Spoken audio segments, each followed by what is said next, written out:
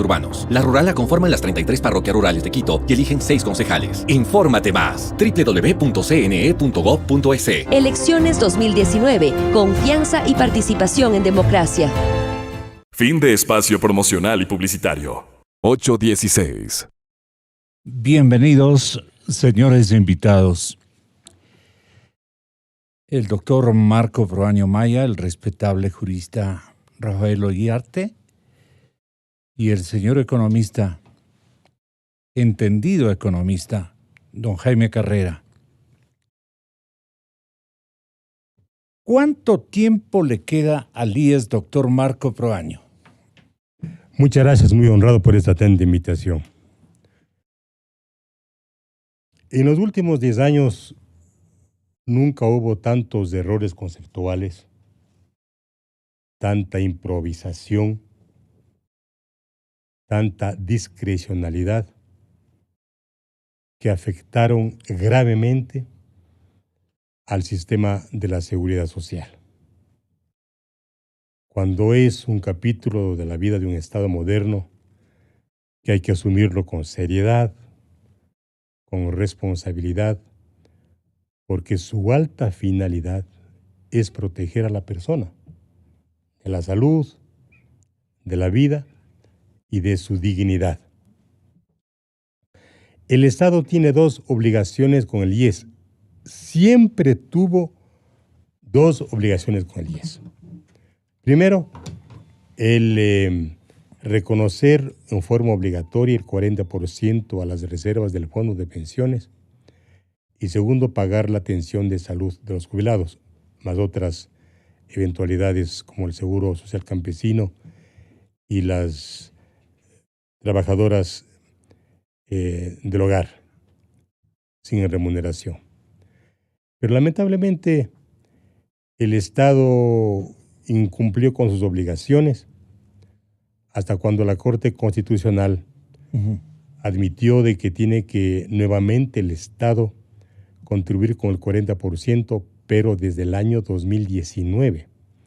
Entonces hay una franja de 4 años en las que el Estado simplemente inadvirtió sus obligaciones con el IES. Yo soy miembro, igual que el señor doctor Iriarte, de esta veeduría de la Seguridad Social. Sí. Y a mi criterio... ¿Usted representa o puede decir? Como ciudadano. Allá. Como ciudadano. Es más importante que cualquier dignidad. ¿Y qué nos decía?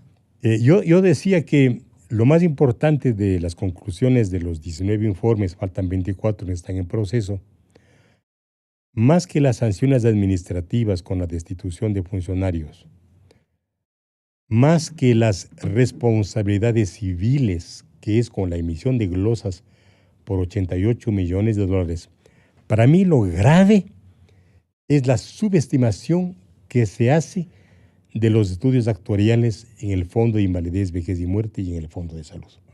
¿Por qué? La subestimación de los cálculos actuariales, es decir, las proyecciones matemáticas en el tiempo, en el caso de invalidez, vejez y muerte es de $124 mil millones. Y la subestimación en el seguro de salud individual y familiar es $14 mil millones. Son cifras alarmantes, son cifras temerarias. Si un Estado que tuvo los mayores ingresos en la historia económica del país no pudo cumplir con el IES, ¿cómo podemos pensar que en el futuro se cumpla con esta obligación? Ni el Estado ni la institución van a poder asumir una obligación que este momento le ponen al IES en una encrucijada. Porque si el Estado no cumple con su obligación de pagar el 40% al fondo de pensiones, estamos en la alternativa de que el último año de reserva positiva del IES es el año 2020. ¿Por qué? Porque actualmente el fondo de pensiones está en cerca de $6 mil millones. Y si no paga el Estado, ¿qué va a hacer el IES? Va a hacer lo que hizo los 4 años, acudir el BIES, que es el banco del IES, para reinvertir $2 mil millones y poder pagar con sus obligaciones que son las pensiones de jubilación. Tácticas de entretenimiento. Absurdo, ¿no? No es entretenimiento, Gonzalo, es una advertencia muy grave. Mire, en el presupuesto del IES de este año, 2019, dice que el IES va a requerir para pagar pensiones de jubilación la suma de $4.825 millones. Y los aportes de los activos para este año va a llegar a 2.250 millones. Si no paga el Estado, ¿qué tiene que hacer el IES? Acudir al BIS, lo que hizo los 4 años. ¿Por qué? Porque cuando una persona aportaba el 974, era para financiar el 60% de su pensión de jubilación y el 40% aportaba el Estado. Si el Estado no aporta, tiene que el IES asumir el 100% para pagar pensiones de jubilación. Es un tema muy grave, muy alarmante y no hay que permitir que se rompa el IES. Porque si se rompe el IES, se rompe el país. ¿En qué sentido puede romperse el IES? Como qué, salida alternativa del actual gobernante. Una ruptura del IES sería que no tenga recursos para pagar pensiones. Actualmente hay cerca de 500,000 jubilados y hay 3.800.000 afiliados. Entonces, la conciencia nacional debe impedir y obligar a que el Estado cumpla con sus obligaciones, porque nosotros tenemos un sistema de reparto de capitalización colectiva, en donde el trabajador activo aporta para prestaciones del pasivo. El joven aporta para el viejo, el que tiene buena salud aporta para el que esté enfermo, el que tiene menos recursos se sirve del que tiene mayores recursos. Filosofía solidaria. Para pagar con solidaridad lo que se llama el sistema de reparto. Que es un sistema muy propio para nuestro país, porque nuestro país, que tiene como realidad la exclusión, tiene que tener el sistema de reparto a base de la solidaridad. Comparémonos. ¿Por qué Chile salvó a su institución aseguradora, don Jaime Carrera, economista Jaime Carrera, a tiempo? Buenos días, Gonzalo. Gracias por la invitación. Un gusto estar aquí con los doctores Proaño y Ollarte. A ver, Chile tiene el sistema de las aseguradoras privadas, ¿no? Y sí es bueno comparar algunas cifras. El total de los montos de los asegurados que hay en las aseguradoras llega casi a los $200,000 millones. De reservas positivas. De reservas de todas las aseguradoras.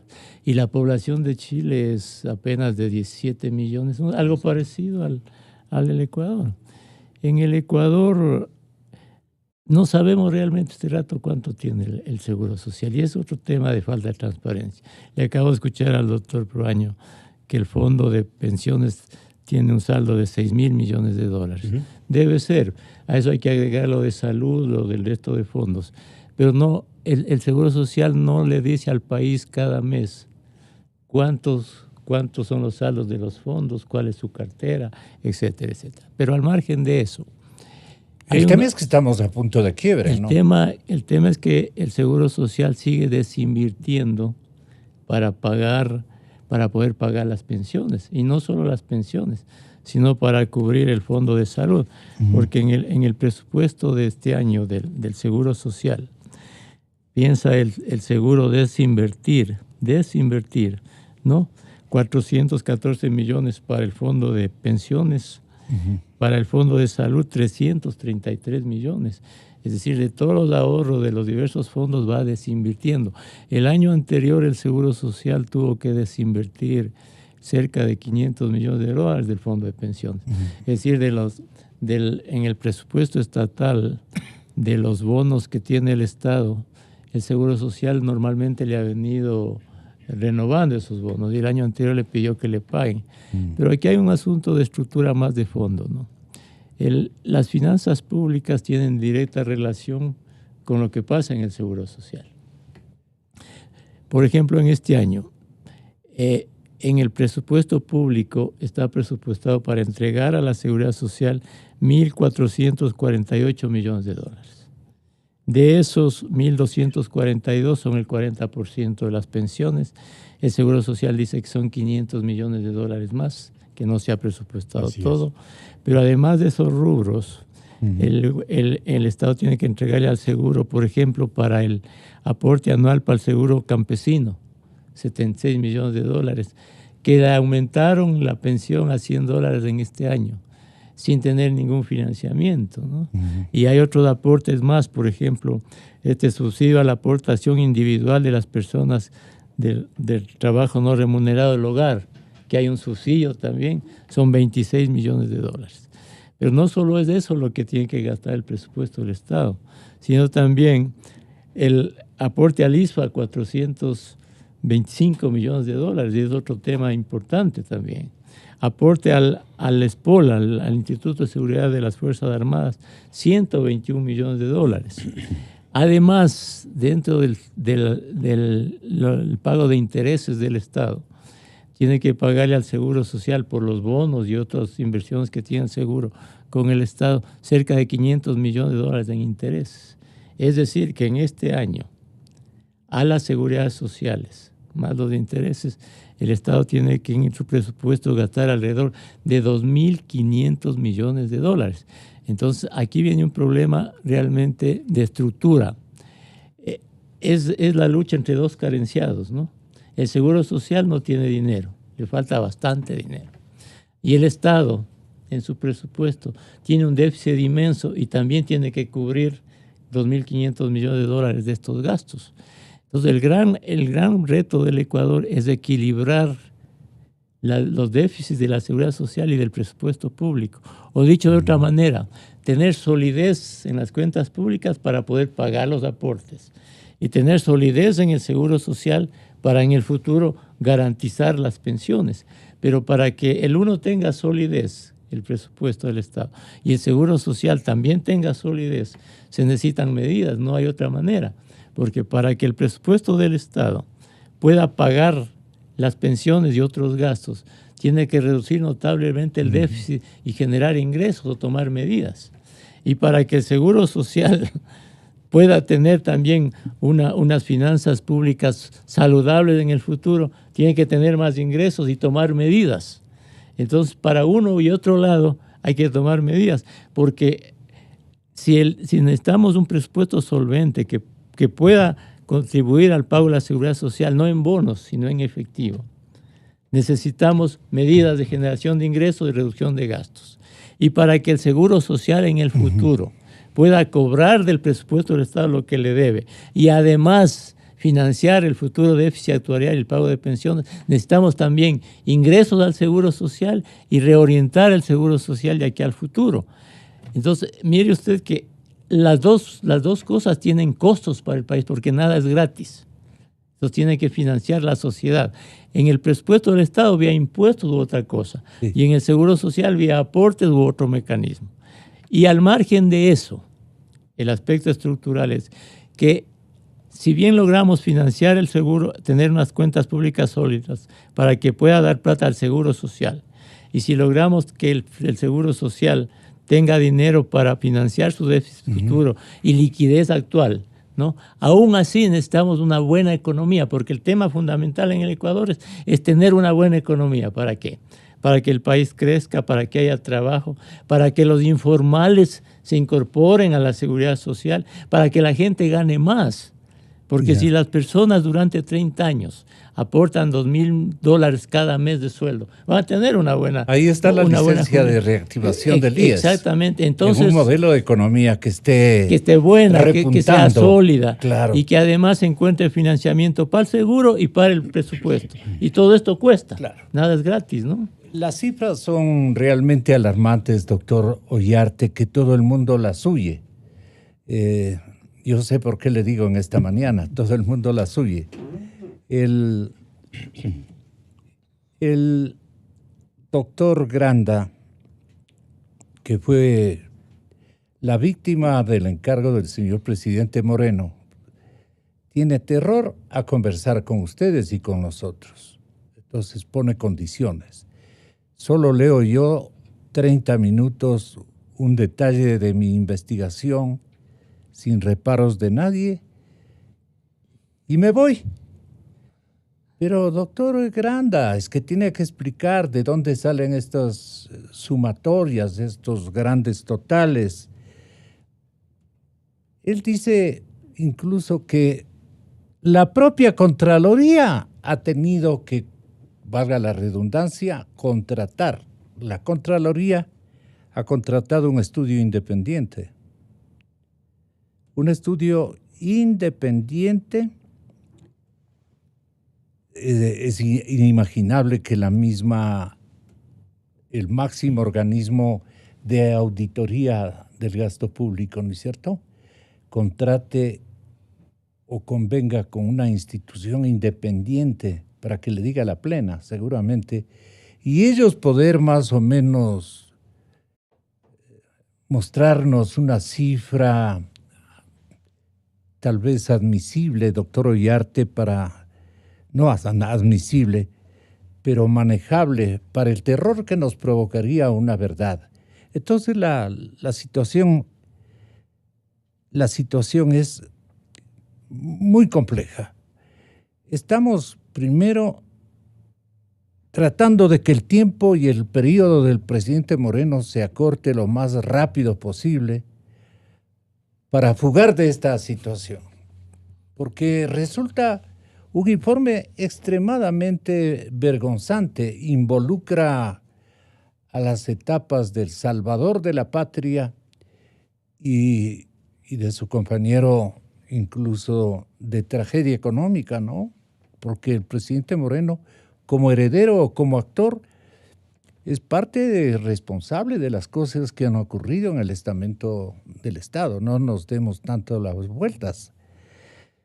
Entonces, no sé, doctor Ollarte, ¿qué pueda caber este momento? Si conocemos las cifras, nos caemos para atrás con un infarto, las verdaderas. Pero si escuchamos los mecanismos de solución, es peor, es peor. Entonces, ¿por qué nos estamos engañando y no le decimos al país la verdad? Y ese sería un rol gigantesco de esclarecimiento histórico que nos haría el presidente Moreno antes de darnos las vueltas y las vueltas. Quieren que la revolución de ellos siga sobreviviendo unos 15 años más y por eso disimular con determinadas instancias que ni las entiende la pobre colectividad. Ha llegado el momento de decirnos la plena. ¿Quién nos puede decir la plena, doctor Ollarte? Buenos días, don Gonzalo. Buenos días, doctor. Qué privilegio placer tenerlo acá. Estar aquí con tan distinguidos panelistas, el doctor Marco Paño Maya, luchador incansable por los temas de seguridad social hace tantas décadas, y don Jaime Carrera Andrade, una persona que maneja las cifras de un modo espectacular. Así es. Mire. ¿Y usted las leyes, doctor? En el mundo, los temas de seguridad social son complejos.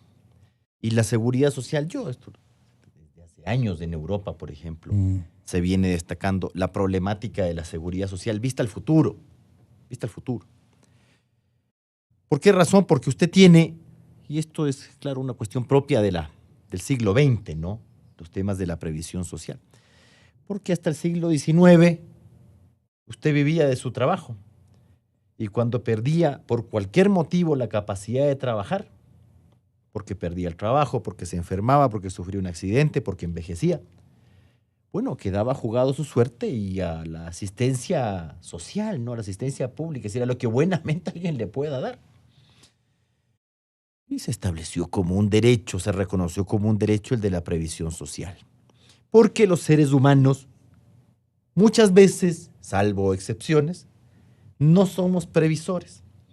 Entonces, mientras no sufrimos los males, no sentimos las consecuencias, no nos importa lo que pasa. Es decir, mientras tenemos un buen trabajo, mientras gozamos de buena salud, mientras tenemos nuestras capacidades al 100%, pues no vemos la necesidad de ahorrar para el futuro. Como que nadie envejece, como que uno no se va a accidentar, como que las circunstancias económicas no van a variar, y claro, de repente te encuentras en unas circunstancias terribles de las cuales no puedes sustentar tu vida, peor la de tu familia. Y por eso se crean los sistemas de seguridad social. Ahora, hay mecanismos y mecanismos. Podemos hablar de las ventajas y desventajas del sistema chileno, del sistema nuestro. Del mexicano también. Claro, porque primero, si copiamos usted le mucho empieza a al ver los mexicano. problemas a todos los sistemas son creación humana y por lo tanto tienen dificultades. Ahora, una cosa es, y usted hizo una buena pregunta, ¿por qué no decimos la verdad de este tema? Porque claro, si usted dice la verdad, puede dar un diagnóstico y dar la solución. Vea, los amigos europeos y los amigos chilenos tienen bastante claro cuáles son sus dificultades, cuáles son sus limitaciones, y bueno, discutirán cómo van a enfrentar esos problemas, las tienen ¿no? esbozadas. Y ahí podemos pelearnos y discutir que si me gusta o me desagrada. Pero bueno, para decir la verdad, primero hay que conocerla, pues. Y lo que uno observa acá, yo no creo que el doctor Granda tiene este afán huidizo porque él conoce la verdad y no quiere decirla. Lo más probable, creo yo, que es que ni siquiera conocen No, cómo él está conoce la mitad de la verdad. A ver, vea, Creo que Jaimito conoce mucho más. vea. ¿Por qué razón en el año 2015 se dicta la Ley de Justicia Laboral? En la cual, entre otras, entre comillas, maravillas, lo que se hace es restarle al Estado el deber de contribuir con el 40% para el fondo de pensiones. ¿Qué se nos dijo? Y se lo dijo abierta y desembosadamente, con un señor que tiene ahora una glosa de 14 millones y medio y más de dólares, señor Espinosa. Nos dijeron que no, y el presidente de la República de aquel entonces, ahora fugado en Bélgica, decía sin ningún inconveniente de que en el IES la plata sobraba y que no sabían qué hacer con ese dinero y que por lo tanto el Estado no tenía por qué estar aportando con el 40% y que el Estado iba a aportar cuando fuera necesario, es decir, cuando no puedas aportar, porque de eso se trata. Porque si el Seguro Social, lo ha comentado don Marco Proaño, tenemos aquí hasta el 2020, pero el 2020 es el próximo año, pues, o sea, yo no sé si la gente se da cuenta que el 2020 ya es el próximo año. Y bueno, ¿y el 2021 cómo financias tú las prestaciones? ¿Por qué no soplaría hacer botellas, pues? O sea, no es que, sí, hay que responder el seguro en los temas de las contingencias previsionales, vejez, invalidez, muerte, todas esas cuestiones. O los seguros de salud. Bueno, pero es que para poner la plata hay que tenerla. Es decir, obramos del mismo modo que el ciudadano irresponsable que no ahorra para el futuro. Ya veremos. Ya veremos. Y resulta que cuando ocurre el ya veremos, tus circunstancias generalmente no son las mejores. Por ejemplo, hoy día no son las mejores. Estás endeudado, tienes menos ingresos, tienes ingresos comprometidos, es decir, estás medio sonado. Y encima de eso te has hecho esto, esta barbaridad, esta brutalidad. Yo recuerdo cuando era muchacho, escuchaba esto de los estudios actuariales y en la universidad estudiaba, parecía una cosa japonesa, estudios actuariales. Sí. Sonaba una cuestión tan lejana y tan metafísica esta cuestión de los estudios actuariales.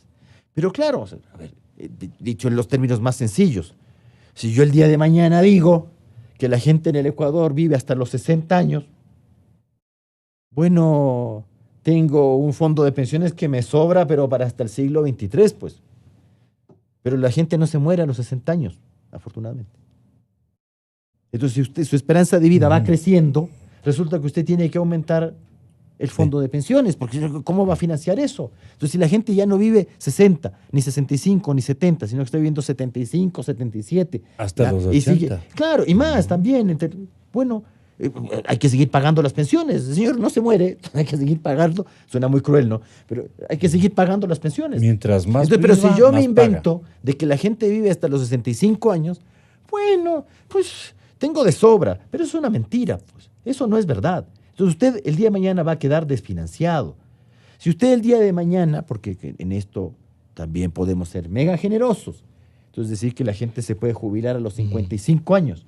Bueno, pero ¿y a dónde sacas para hacer esa gracia? Entonces, si tú sigues aumentando las prestaciones, pero los ingresos del Seguro Social no son suficientes, los aportes individuales, el aporte patronal y el aporte estatal, que constitucionalmente es obligatorio, no es una dádiva graciosa. ¿Para qué haces constituciones?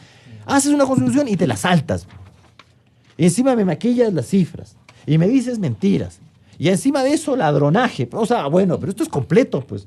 O sea, te haces un hospital si han seguido practicando de 100 millones la recolección por de 400 millones. Vea, perdón, robarle al Estado es gravísimo. Yo creo que es una de las peores cosas que hay. Robarle a los más pero pobres. Robarle al Estado para que robar a luego los más no pueda pobres. financiar las prestaciones, perdón, a la séptima paila del infierno, bonito, sin Desde ninguna desde duda, luego. pues. O sea, ve lo que estás haciendo. O sea, o sea, puede ser tan indolente en esta materia. Pero aquí no se trata de que yo soy derechista, que tú eres izquierdista. O sea, perdóname. Bueno, y lo que usted está viendo con estos informes de auditoría de la Contraloría es la punta del iceberg. Pues, o sea, lo más decepcionante de esto es que recién estamos viendo el encimita, pues. El encimita, ¿no es cierto? Sí. Esto es salvaje, pues. Terrible. ¿Cómo arregla usted esto? Pero claro, entonces la otra Y le solución, doy al la solución público muy dos nuestra datos además, adicionales. es patear la pelota. Pues pateemos Claro. la pelota para adelante y sigamos nomás. Y vamos. Y el IES sigue siendo caja chica y el Estado no paga la deuda al IES. Y es que no puedo. El periodista de investigación muy lucido de la cadena Teleamazonas, Fausto Yepes, nuestra fraterna, acaba de informarnos en las últimas horas lo que él ha encontrado en la coyuntura, la perseverancia de los llamados o mal llamados diezmos en el Instituto Ecuatoriano de Seguridad Social. Tenga la bondad, Fausto, de enterar al auditorio y a la teleaudiencia lo que ya le dijo en Teleamazonas al público. Por favor. Los descuentos llegaron por nómina para 533 funcionarios del IES, que según la Contraloría no autorizaron ceder parte de su sueldo como aporte a los llamados soldados de la Revolución Ciudadana, movimiento Cambio Generacional, liderado entre otros personajes por Richard Espinosa, para entonces titular del IES. Previo al descuento de estos diezmos, ya se habían hecho las transferencias. Se hacían las transferencias a determinadas cuentas y después se ordenaba que se hagan los descuentos a los funcionarios para cubrir Él es Miguel García. a cambio lo que ya se había depositado. Esto es un delito. 24 horas indagó cada una de las transacciones reportadas en el informe de Contraloría y entre los beneficiarios de más de $360,000 están el movimiento político de Richard Espinosa y sus asesores. ¿Quién les pidió la colaboración? Recursos. La colaboración, cada miembro, cada servidor que quiso colaborar con el proceso hizo y firmó su carta de autorización. Pero esas firmas no aparecen. Eso habría que ver. Para el movimiento Alianza País llegaron $135,000. Para Giovanna León, entonces directora del IES, $35,000. Para Freddy Bastidas Rodríguez, quien consta en nómina como chofer, llegaron $13,000. Para José Poveda, asesor de Richard Espinosa, $103,000. Luis Echeverría, administrador del IES, $26,000. Manuel Mariño Tapia, asesor de la presidencia del IES, $47,000. Y para la relacionadora pública María Augusta Calle Gómez, $3,000. La exdirectora del IES, Giovanna León, no niega que hubo los descuentos. No obstante, asegura que el dinero no fue a sus cuentas personales, pero se sabe que sí manejó ese dinero. ¿Usted manejaba los recursos de esa cuenta? Esa cuenta no es una cuenta personal, es lo que yo le Pero puedo manejaba decir. esos recursos. Es una cuenta que tenía establecida la finalidad, no es una cuenta personal, no era una cuenta que tenía mi exclusiva disposición o autorización. No es mi cuenta personal, es una cuenta que... ¿Tenía usted firma autorizada ahí? Eso lo vamos a seguir presentando en el informe de descargo. Lo cierto es que en la lista de los beneficiarios vemos el nombre de José Rafael Poveda Reyes. $103,000 salieron de los sueldos de funcionarios del IES a su cuenta personal. Fue un hombre de confianza de Richard Espinosa desde el Ministerio de Relaciones Laborales y lo acompañó hasta el Seguro Social. Lo cierto es que sin siquiera guardar las formas, Luis Echeverría, tesorero del movimiento Cambio Generacional, vinculado a Alianza País, notificó en febrero del 2018 al director financiero del IES el número de cuenta en la que se debía depositar el dinero. Luis Echeverría fue el administrador del IES presidido por Richard Espinosa, a la vez firma como tesorero del movimiento Cambio Generacional, y es quien pide que el dinero pase a sus cuentas. Nuevamente, de los descuentos a los trabajadores. Un señor Urbano autorizaba el gasto. Un señor Cárdenas autorizaba el pago. Ilegalmente, el autorizador de pago continúa en las mismas funciones. Tratamos de concretar una entrevista con el resto de los beneficiarios del llamado diezmo descontado a trabajadores del IES, pero o no respondieron o no aceptaron dar su versión sobre el tema. En siguientes emisiones abordaremos otros casos de personajes que recibieron algunos miles de dólares del salario supuestamente inembargable de los trabajadores. En Quito, Fausto Yepes, 24 horas. Muy bien, Fausto. En octubre del 2017, el presidente Lenín Moreno le consultó al entonces director del IES, Richard Espinosa, el aludido en este juego o en este detalle, frente si eso hacen con los mismísimos compañeros de trabajo en un ultraje macabro a su situación económica, ¿no? ¿Cómo serían las contrataciones de infraestructura hospitalaria, la importación o adquisición de medicamentos que siempre han faltado, el robo en vivo y en directo, en crudo y cocinado en el tema de las medicinas? Porque eran distribuidores en toda la red de farmacias del país con los recursos de los afiliados y últimamente con el recurso de todos, porque todos hemos tenido que contribuir a la crisis del IES. No me explico de otra manera. Entonces, en octubre del 2017, el señor presidente Lenín Moreno, a quien muy respetuosamente le culpo de mantener a los mismos cuadros de rateros que han venido funcionando en todas las instancias de poder público, ¿no? Eso es lo que le ha faltado decisión al señor presidente, ¿no? De recortar a toda esta gente. Miren ustedes que le consulta al señor Richard Espinosa sobre el volumen de ingreso y gasto que tiene el IES. Esto es lo que le respondió el Espinosa. ¿Cuál es el volumen de ingresos anual del IES y cuál es el volumen de gastos? Y el diferencial positivo o negativo, ¿cómo se soluciona o qué se hace con él? Ya. Nosotros tenemos ingresos en este año de 7.500 millones de dólares y tenemos egresos de 6.700 millones de dólares. Es decir, en el Seguro General, contemplando todos los seguros que se derivan de tenemos un superávit actual de 800 millones. Yo había estimado en aproximadamente 500 millones, pero en realidad, porque es una proyección a diciembre de este año, es entre 500 y a 800 millones de dólares por año. Entonces, no nos preocupa en la práctica la situación actual, es más, nos permite seguir haciendo una gestión de eficiencia que la arrancamos hace algún tiempo en el IES, sino que más bien, y nos permite dar el tiempo suficiente como para dar respuestas de reformas legales y otras acciones administrativas que están previstas tomarlas viendo hacia futuro. De presidente yo me sublevo y le doy con un palo, porque a un primer mandatario no lo pueden mentir de esa manera. Mire lo que le acaban ustedes de escuchar, informe de la boca de Richard Espinosa, el que les quitaba la plata a los empleados, el que les obligaba prácticamente a través del mecanismo de extorsión a que le ofrezcan una parte de sus salarios. Vean cómo le miente al presidente. Por eso es que le escogí yo esto. ¿Cómo le parece a usted, don Jaime Carrera, la lectura con Marco Proaño del asunto cifras y del asunto de la dimensión de la crisis económica? Bueno, lo que ha pasado con el seguro es de absoluta irresponsabilidad. Además, contaminado con la pandemia, la corrupción, que ya ha pasado a ser parte de los males nacionales.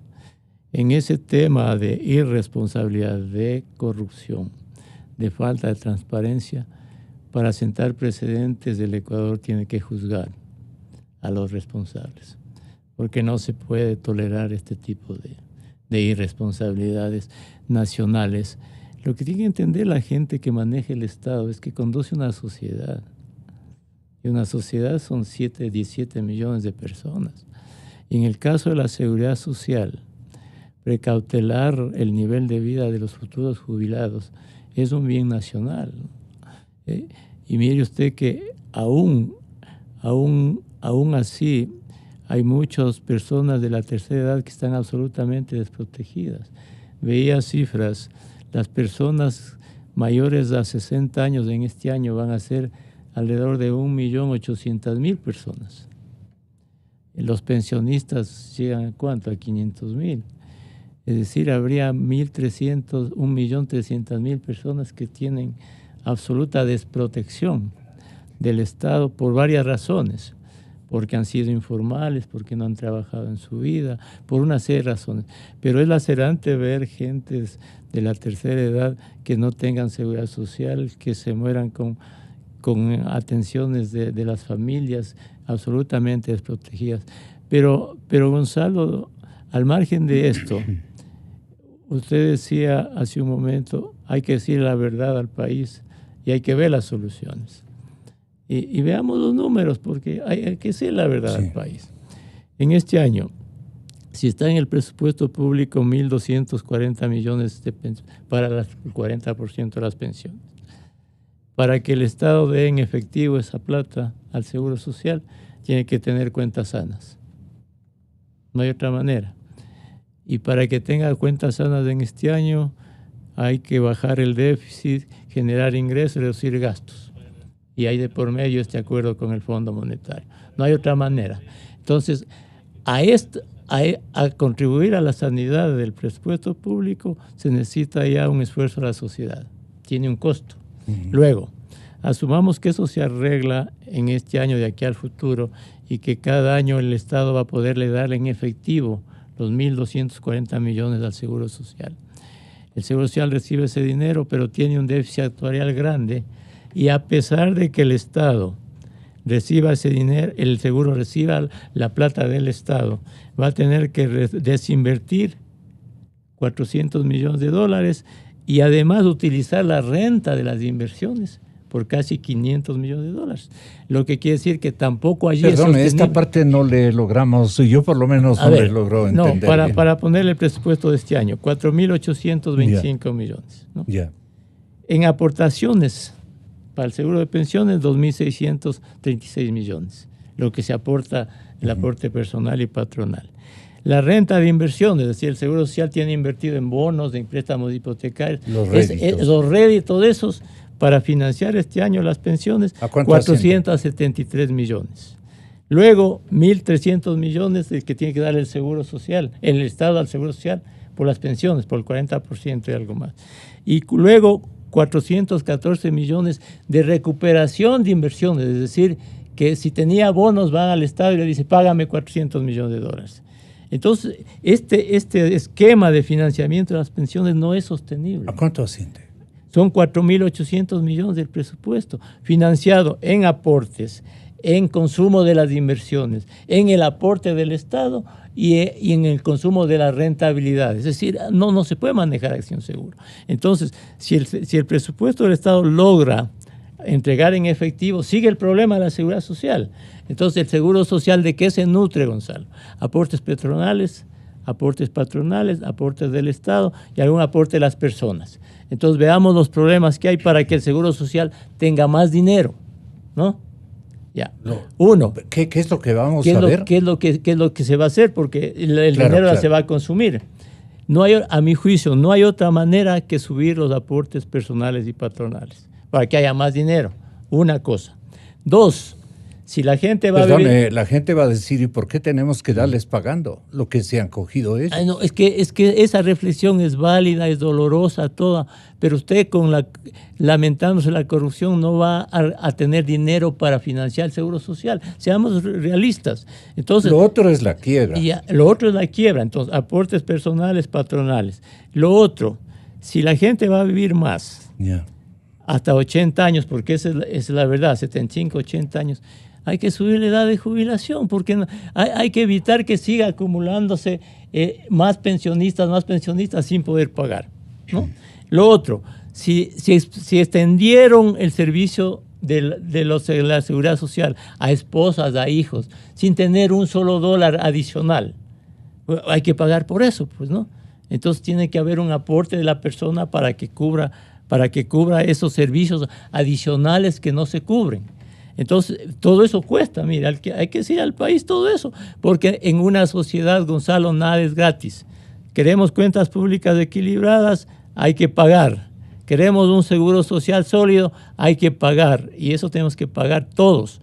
Eso tiene que tener claro toda la sociedad. Lo que no nos dice es cómo podríamos hacer estos pagos emergentes, el resto de afiliados del universo. Es que en este momento la solución está en esa. Ahora, la solución global es tener una buena economía para que los informales se vayan formalizando. El Ecuador tiene 4 millones de informales que no aportan, incluso los taxistas que no aportan. Entonces, hay de que alguna manera se benefician por el lado de sus familiares afiliados o algo por el estilo. Eso también tiene que cubrirse. Vea, Gonzalo, en cualquier país del mundo hay problemas, como decía el doctor Uriarte, ¿sí? Pero las soluciones las van encontrando los países con aportes de una u otra manera, y esto le cuesta a la sociedad. Díganle al país esa verdad, porque no se puede esperar que al 2020, 2021 el Seguro Social no tenga plata para pagar los aportes, las pensiones, y en ese momento se trate de encontrar una solución cuando sea más costosa. Hay que ver las soluciones ahora y decirle al país la verdad, la realidad de todo esto, ¿no? Porque además en esto no hay milagros ni necesita muchos estudios, Gonzalo. Son cosas de sentido común. Son bastante obvias. Pero el ¿no? esclarecimiento del mapa del deterioro del IES sí tienen que mostrarnos. Pero es obvio, esos números tienen que decir al país. Pero es que hay diferentes versiones. No, es que la generalidad de las versiones son disimulatorias. Y con esto volvemos en cuestión de instantes. Inicio de espacio promocional y publicitario.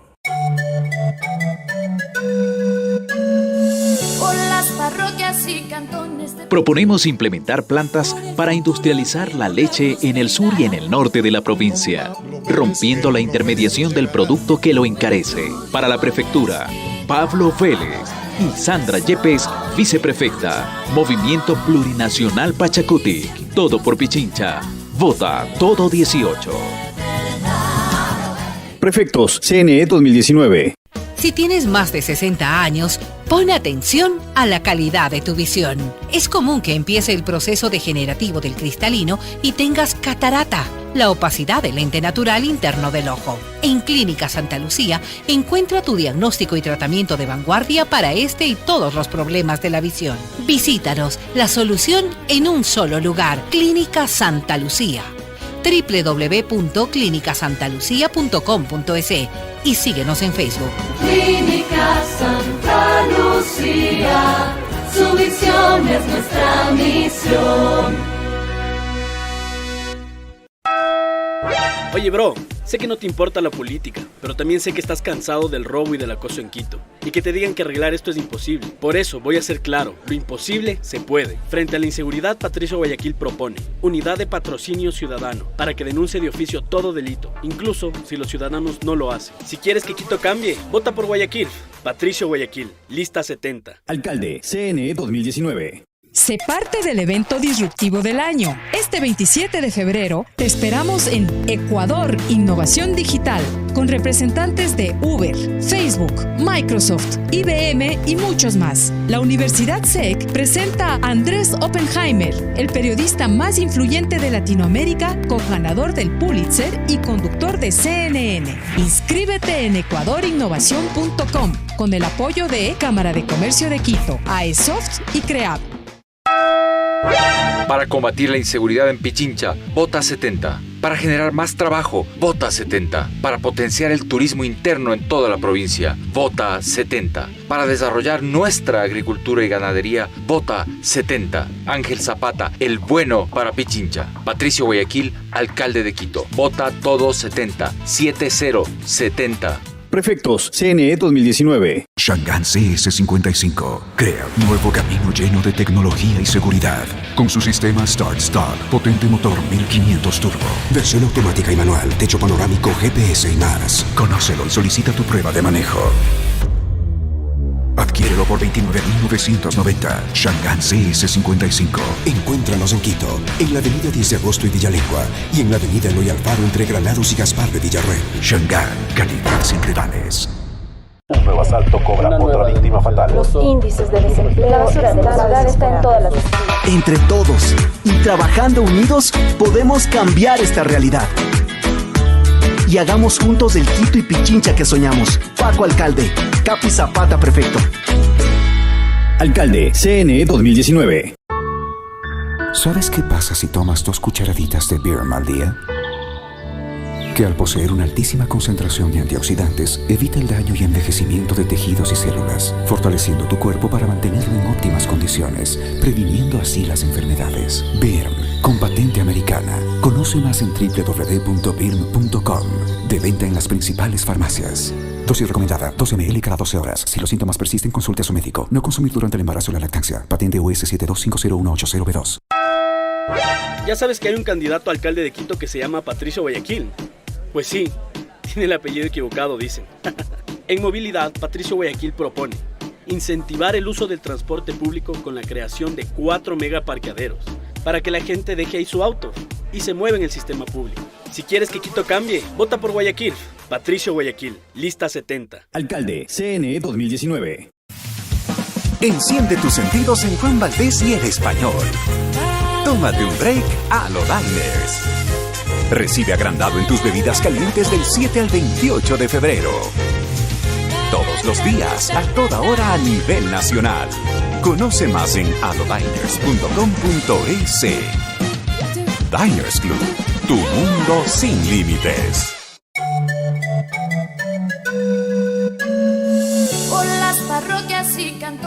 Proponemos implementar plantas para industrializar la leche en el sur y en el norte de la provincia, rompiendo la intermediación del producto que lo encarece. Para la prefectura, Pablo Vélez y Sandra Yepes, viceprefecta. Movimiento Plurinacional Pachacutic. Todo por Pichincha. Vota todo 18. Prefectos, CNE 2019. Fin de espacio promocional y publicitario. 9:03. Continuamos, doctor Marco Proaño. Mire, Gonzalo, aquí se ha hablado entre las propuestas que deben ser debatidas el aumentar la edad para la jubilación. El artículo 185, último inciso, que usted lo puede comprobar, de la ley del 2001, dice que obligatoriamente se revisará la edad para acceder a la jubilación cada 5 años. Ningún gobierno ha cumplido este mandato. Ningún consejo directivo tomó cartas en el asunto. Ya, ¿qué podían ajustar con aquella disposición?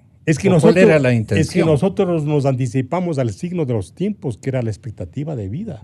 Por eso cada 5 años se elevaba 1 año la edad para jubilación.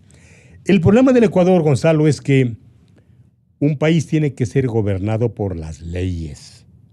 Hay que recuperar el valor de la ley como definición y como práctica. Las instituciones se han sometido a las necesidades del poder. Las autoridades piden permiso para aplicar las leyes y terminan dándole más valor a estos códigos vergonzantes pero muy eficaces que se imponen a las leyes. Entonces, cuando se habla de aumentar la edad de jubilación, lo que hay que decir es que cumplan la ley. Y eso es todo. Ahora el señor doctor Llarte decía que todos debemos tener la capacidad del ahorro. Otto von Bismarck, cuando estableció el Seguro Social, decía que todos tienen que prever. Y lo que hace el sistema de la seguridad social es proveer en un tema en el que las personas, cuando llegan a ser pasivos, no tienen la capacidad de resolver sus problemas en la época más difícil de sus vidas. ¿Por qué? Porque vivimos en una sociedad de consumo en donde la gente vale mientras produce. Sí, así es. Y la gente que ya no produce es desechada, es silenciada, es postergada, y en la misma es familia, excluida. ¿no? Así es. Así es. Entonces, hay que entender que la misión de la vida es la misión de envejecer. La única forma de no envejecer es morirse. Y la única forma de vivir muchos años es envejeciendo. Por eso nosotros lo decimos con convicción, que los jubilados no necesitan ni reclaman compasión de nadie. Solo quieren respeto a sus vidas. No ser ofendidos ni por el poder, ni por la ingratitud, ni por la maldad. Ellos tienen derecho a la salud, a la dulzura, al pan y a la libertad. La ingratitud cuantitativa, la ingratitud del dinero, ¿por qué se ha producido en el Ecuador con más rapidez, con más inmediatez en los últimos años? Aunque tengo otra interrogante también que al parecer es contradictoria. ¿Por qué estamos viviendo más? ¿Qué mejoras hemos recibido del aparato público-privado? ¿O es que las dimensiones de beneficios de salud y todo lo demás, o los inventos nuevos de una tecnología médico que atrapa rápidamente el comienzo de una enfermedad, hace que la lucha por la vida sea más fácil que antes? Algo de esto debe estar ocurriendo. En la revista National Geographic de noviembre u octubre del año pasado, en su edición había un niño regordete en la portada, un niño hermoso. Como... Y el titular dice... Como el doctor Llarte, más o menos. Y dice el titular, este niño vivirá 120 años. ¿Por qué? Por la expectativa de vida. Mire, el país más viejo del mundo es el Japón, en donde la expectativa de vida es 88 años. Pero lo interesante es que mientras el 25% de esta población de Japón tiene más de 65 años, el 19% de los 25% son laboralmente activos. Y Gonzalo, no quisiera dejar de opinar cuando en esta misma revista los hombres tenemos que aprender de otros seres vivos. Dice esta revista que las águilas, cuando empiezan a envejecer, vuelan lo más alto posible para no dejarse destruir por la carroña, por el desprecio, por el silencio. Ellas viven y mueren en lo más alto.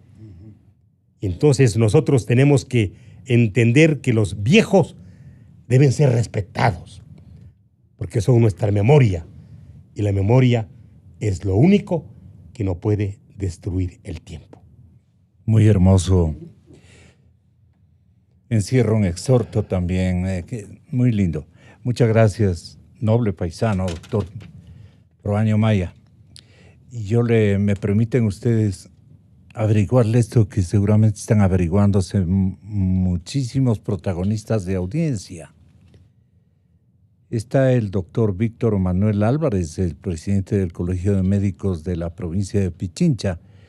Doctor Víctor Manuel, ¿por qué estamos viviendo más los ecuatorianos o los latinoamericanos o el ser humano en términos globales? Muy buenos días, presidente. Buenos días, licenciado. Sí, mire, a nivel mundial el promedio de vida ha aumentado y tiene una tendencia de seguir aumentando. ¿Por qué se produce esta situación? Porque existe ya una nueva evolución en el plan médico. Nosotros tenemos campañas en las cuales se hace medicina preventiva a nivel mundial y eso hace que se detecten enfermedades más oportunamente y se dé un tratamiento. Además, existe una revolución en el sentido farmacológico en el que existen nuevas drogas que hacen que las enfermedades crónicas tengan mayor evolución, el beneficio hacia el paciente sea mejor. Además, existe un nivel de vida más adecuado en ese sentido que en otras fechas. Usted tiene que recordar que en la historia grandes plagas hacían que la humanidad tenga en ciertas etapas un gran porcentaje de muerte, de fallecimientos, por ejemplo la peste, la misma gripe española, etcétera. Ya mismo el daño ambiental nos coge y nos tritura a todo el mundo. Muchas gracias, doctor. Muy importante su generosa respuesta a esta interrogante social. Vamos entonces terminando el programa. Ahora sí, ¿qué hacemos? Bueno, lo que ya se ha dicho, Gonzalo. Para salvar al IES, ¿qué hacemos? Ya, Gonzalo, nos ocultan información. Sí, pero bueno, hay que partir primero de la transparencia de la información. Eso es esencial, porque si no hay información de base sólida, el diagnóstico es equivocado y las medidas van a ser equivocadas, sin ninguna duda. Y no solo para el Seguro Social, sino para el conjunto de las finanzas públicas y de la economía. Ese es un punto de partida. El otro punto de partida es que el gobierno y la sociedad deben tener claro que arreglar las cuentas públicas y el Seguro Social tiene un costo. Tiene un costo inevitable para la sociedad. Si no se quiere en el Seguro Social incrementar los aportes, por ejemplo, ¿no? Ese valor tiene que asumirlo el Estado. Entonces no tiene esos recursos. Entonces no va a tenerlo tampoco. Y si quiere que lo asuma el Estado, tendrá que aumentar impuestos. También le cuesta a la sociedad. Correcto. Es decir, no hay aquí almuerzo gratis, Gonzalo. Entonces tiene que encontrarse un equilibrio entre tener unas cuentas públicas sólidas y un IES sólido para el futuro. Y todo esto tiene que tener un costo inevitable y esencialmente una economía sana, Gonzalo. Usted decía hace poco, ¿por qué hemos llegado a esto? Hemos llegado a esto porque el Ecuador no ha sido capaz en el último medio siglo de tener una economía sólida, sana, cuentas ordenadas, una economía que crezca. Entonces, es corrupción, es mal manejo del Estado, es irresponsabilidad, son los intereses políticos de las élites, de los mismos trabajadores. Es decir, hay un conjunto de cosas. Pero la realidad es que en 50 años el Ecuador no ha tenido una economía sólida, sana. Y usted puede ver hoy Chile. Chile durante décadas tiene un país sólido. Me acordé y les averigüé. Entonces, los resultados son diferentes. Toda la institucionalidad de previsión social, especialmente, que tuvo un colapso serán ya unos 20 años. Pero en 2 décadas, un poco más tal vez, vea cómo resucitó la institucionalidad de beneficio social. Ahora yo le pregunto, doctor Oyarte, hay unos dictámenes de Contraloría que se entrampan en la justicia. Y este es una cuestión subjetiva o parcial o es un fenómeno global y es el causante, digamos, de todo lo que ha venido ocurriendo con la plata de los seres humanos en todo territorio, en todas las últimas épocas?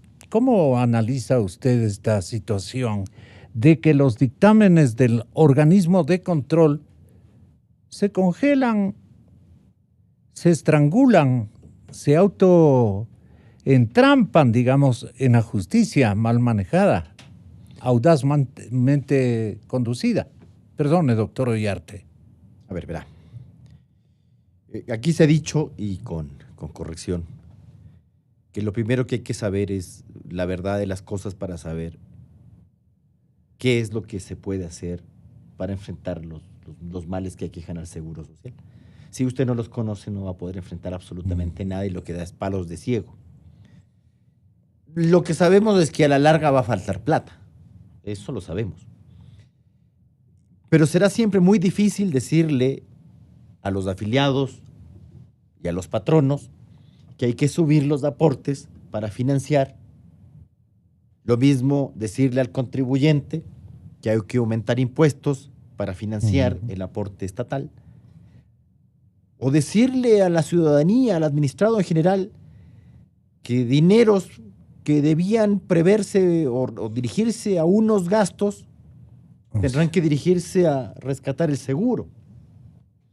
Menos obra pública, menos seguridad, menos servicios, porque tiene que rescatar al Seguro Social, tiene que hacerlo. ¿Cómo usted le explica al ciudadano, al afiliado que le va a subir el aporte, al ciudadano el que le va a subir la contribución, al administrado que le va a decir, vea, ya no hay plata para esto, hay que mandarlo para allá?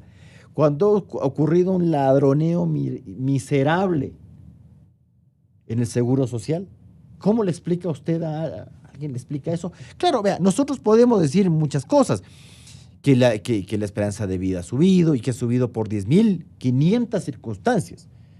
Vea, hay dichos que hoy día nuestros hijos no entienden. Dígale a sus hijos, los hijos pequeños, esto de pan caliente mata a la gente. Estos tipos no entienden eso.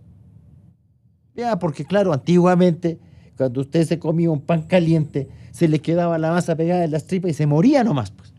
Ahora se toma una pastilla. Te duele la panza y te tomas una pastilla y listo. Pero esa pastillita, que parece una tontera, es la diferencia entre vivir y morir nomás, pues. Eso. Por eso es que las naciones hoy día se preocupan, no solamente en los temas de seguridad social, sino en los temas de salud previsional. A ver, que la gente no esté comiendo tonteras, pues. Porque luego, ¿quién tiene que pagar los tratamientos? Entonces, si usted tiene una alimentación miserable, con comida basura, cositas que usted hable de funditas, así, bueno, ya sabemos lo que eso le va a costar cuando usted tenga 60, 70 años nomás. Ya sabemos lo que le va a ocurrir. Cuando es muchacho traga todo, pero y luego, bueno, eso es lo que te va a pasar. Y bueno, ¿y quién paga a la larga? Bueno, a la larga tendrá que ser el Estado. Ahora, pero yo le insisto en esto. Nosotros podemos enfrentar los problemas de la seguridad social primero conociendo cuáles son los verdaderos problemas, pero no a ciegas. Pero un problema gravísimo es la mala administración de los hospitales. Y por esa el robo audaz de incluso los galenos, pero toda la que se asocian para cumplir determinadas, ¿no es cierto? A ver. Esto pasa en todas partes y no digo que por eso tenemos que dejar pasar. Porque claro, estamos mezclando muchas cosas. Ya, por una parte los diezmos. Ya, los diezmos afectan, eso es terrible, nada frente a lo que pero se eso roban afecta a los trabajadores, a los funcionarios. O sea, si usted me dice que eso afecta al Seguro Social directamente, bueno, decir que no. Indirectamente sí, porque usted tiene un funcionario que lo que hace es estar ahí no para trabajar, sino para pagarle un diezmo a alguien. Bueno, es un problema administrativo. Usted tiene el tema de los sobreprecios. O sea, una cama hospitalaria que te debe costar como caro $150,000 y tú la pagas en 500 lucas, bueno, a ver qué ha pasado acá, pues. Entonces, ¿qué hace Contraloría? Porque eso también hay que reconocerlo.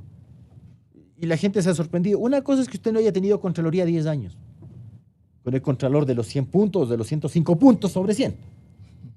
Los concursos brutales. Alguien tiene 105 sobre 100, pero ahí tenía Polity y compañía. Bueno, si el señor no controló nada a nadie y permitió los daños más graves a la sociedad ecuatoriana. Esto es un solo caso, pero es un caso grave.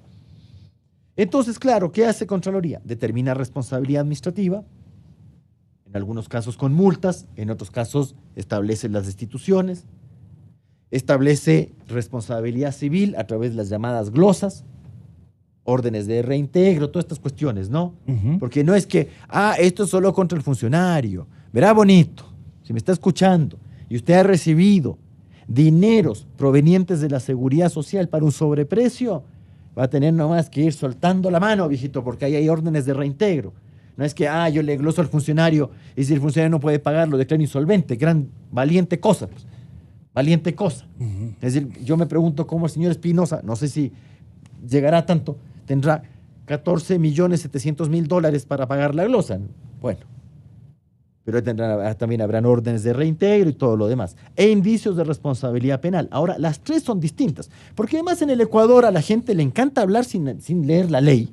Eso es lo más fantástico. O sea, gente que dice, yo creo que es así porque a mí se me ha ocurrido, y la ley no me gusta porque, vea, yo he llegado a escuchar en el caso de este asambleísta Germán Calle, de que la responsabilidad administrativa no se debe cumplir porque está impugnada en el contencioso. Viejito, ¿en serio? Sí. Cuéntame otro cuento, pues, bonito, porque eso lo vas a contar a todos los funcionarios públicos de menor rango que han sido destituidos por Contraloría o que han sido multados por Contraloría, han tenido que pagar las multas independientemente de la impugnación en el contencioso. Pero como le roza la cuestión a un señor político, la impunidad. Entonces yo tengo que cambiar las reglas ahora por un señor político. Y te hablan de la presunción de inocencia, por Dios, no seas salvaje, pues, viejito, tiene determinación de responsabilidad administrativa. Bien, doctor. Así es. Doctor. La tiene, pues. Así es. Y si usted impugna, lo que puede pedirle al contencioso es la suspensión, pero la mera impugnación no suspende la responsabilidad administrativa. Esa no se suspende con la mera impugnación. Entonces ahí empieza una serie de señores a decir que no, es que la norma no es clara. Bonito, coge la ley, pues. La que se suspende por disposición expresa de la ley es la responsabilidad civil en el caso de la impugnación contenciosa. Ahí se suspende. Ojo, te aviso además que siguen generando intereses y tampoco es que esto es chistoso.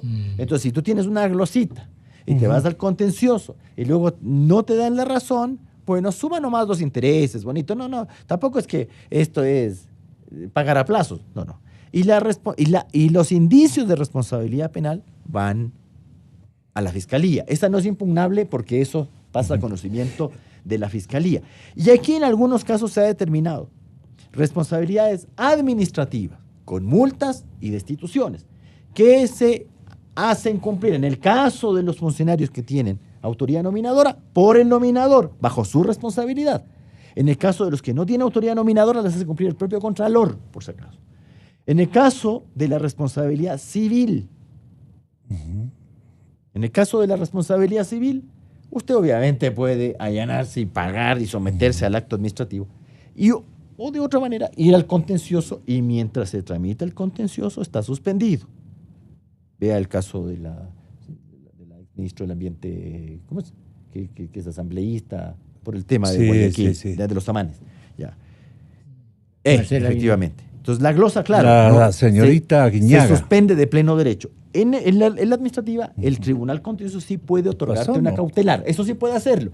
Pues decirle, bueno, mientras yo conozco el proceso, le suspendo el acto. Ya. Pero si no lo hace, se cumple.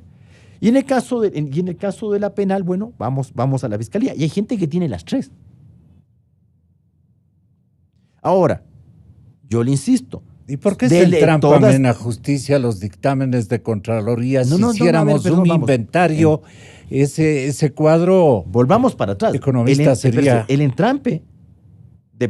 Bueno, ¿cuál es? En el caso de los indicios de responsabilidad penal, eso tiene que ser revisado por Fiscalía. Porque tampoco, yo no estoy de acuerdo con eso de que necesariamente, si hay un informe determinando indicios de responsabilidad penal, la Fiscalía está obligada a actuar a base de nada. No es así. Porque el que acusa en Ecuador, según el artículo 195 de la Constitución, el titular se penal de la Fiscalía. En las fiscalías. Entonces tiene que tener sustento también en el informe de Contraloría. Si no lo tiene el fiscal, ¿cómo se agarra? Pues, ¿qué va a sustentar? ¿Qué acusación sobre qué? Bueno, en el caso de la civil, le insisto, eso va al sistema de justicia. El problema es que en nuestro sistema de justicia pensamos de que con la oralidad se solucionaba todo. Un ex presidente del Consejo de la Judicatura que nunca había ejercido la profesión, que nunca había señalado casilla judicial ni por asomo, y que nunca conoció, bueno, los conoció porque estaba en un organismo estos pro justicia. Resulta que con la oralidad lo solucionaba todo. Entonces, al principio nos daba unas cifras. Vea, pero si está rapidísimo. Claro, si yo soy juez y tengo 0 casos, y usted me trae un primer caso, para mañana te señalo la preliminar. Pues. Y si quieres para la próxima semana ya estamos con la audiencia de juicio. Si no tengo... Pero si ya empiezo a recibir 5 casos al día, te pasa lo que pasó luego de 2 años. ¿Para cuándo te están señalando la preliminar? Claro. Para un año después. Para un año después. O sea, tú demandas hoy día, la preliminar es el próximo año. Y la de juicio para cuando se pueda, pues. Entonces, claro que usted va a decir, pero hay un tratamiento, pero no es un problema de que aquí hay problemas con Contraloría o de mala fe, sino porque ya se te empieza a sobrepasar. Y en el caso de la administrativa, le insisto, esa se cumple. Pero claro, como ahora hay señores políticos involucrados en estas cosas, empezamos a buscarle lo que nunca habíamos dicho. No, la mera impugnación contenciosa suspende.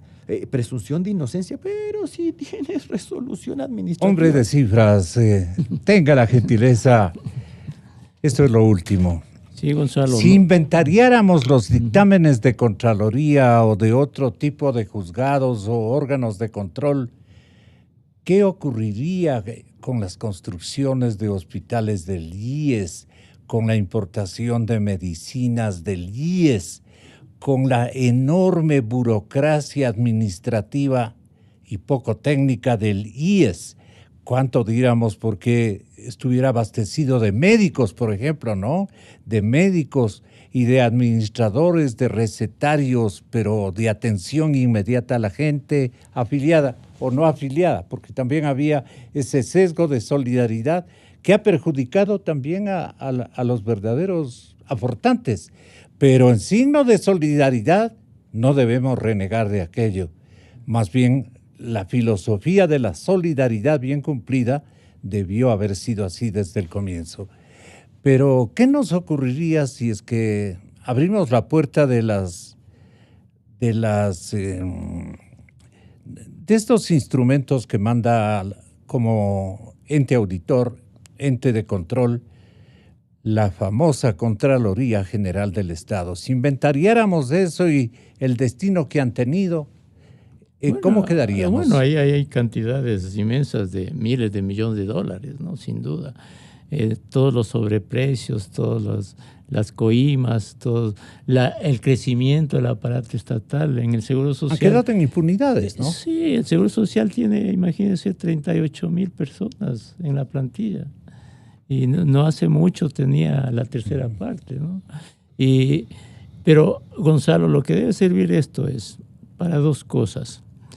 Una, sin duda, que el dinero que se ha ido en la corrupción pudo haberse empleado de manera más eficiente en la atención a los jubilados y en atención a las prestaciones de la seguridad social. Ahora, eso ya pasó, hay que juzgarlo y evitar que ocurra en el futuro lo mismo. Para eso se requiere instituciones democráticas sólidas, la Contraloría que funcione como está funcionando ahora, para prever y no lamentarnos después. Necesitamos una asamblea responsable también que juzgue, una justicia que juzgue bien, un gobierno del Estado que sea serio, que sea transparente, que le diga al país la verdad, ¿no? Que no esté con mediciones políticas. Requerimos también unas élites políticas, económicas y sociales con otra visión, Gonzalo. ¿Y electores? Electores responsables. Y ese es otro tema. Oirán. Ese es otro tema fundamental, Gonzalo. Porque al final, la culpa de todo esto, ¿quién tiene? Seamos absolutamente claros. Los que eligen o los que elegimos. Si elegimos mal, tenemos malos resultados. Y ahora a la mayoría de gente no le interesan estas cosas. Usted hable con la gente pobre, las empleadas domésticas. A muchas cosas de este rato le están diciendo mucha a esa gente. Con Correa estábamos mejor. Ahora Lenin no sabe, dice. Ahora Lenin está mal.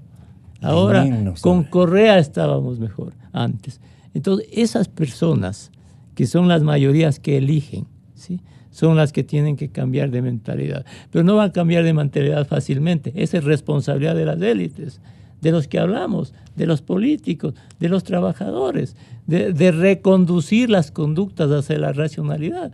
Si no, el Ecuador no va a progresar, va a seguir igual, Gonzalo. Hoy mismo, en este momento, se vuelven a ver las conductas del pasado. Los trabajadores se oponen a todo. Los políticos que nada de impuestos, que nada de reformas, que las élites sociales por acá reclamando plata por aquí, por allá. Usted y yo, doctor Ollarte, podemos más o menos hacernos una imagen de los últimos 40, 50 años. ¿Acaso la sociedad ha cambiado, Gonzalo? Sí, con las mismas inconductas, con las mismas deformaciones. Y si seguimos en lo mismo, ¿cuál va a ser el resultado? El mismo. Todo es cuestión de tiempo, sí, nos dice Correa. Sí. Ya vuelvo. Todo es cuestión de tiempo. Vea, Gonzalo. 92.5. Transmitiendo con 5.000 watts de potencia. Desde Avenida República número 500. Una estación de Radio Cadena Democracia. Radio Cadena Democracia. En todas partes. En todas partes. Pontex FM. Inicio de espacio promocional y publicitario.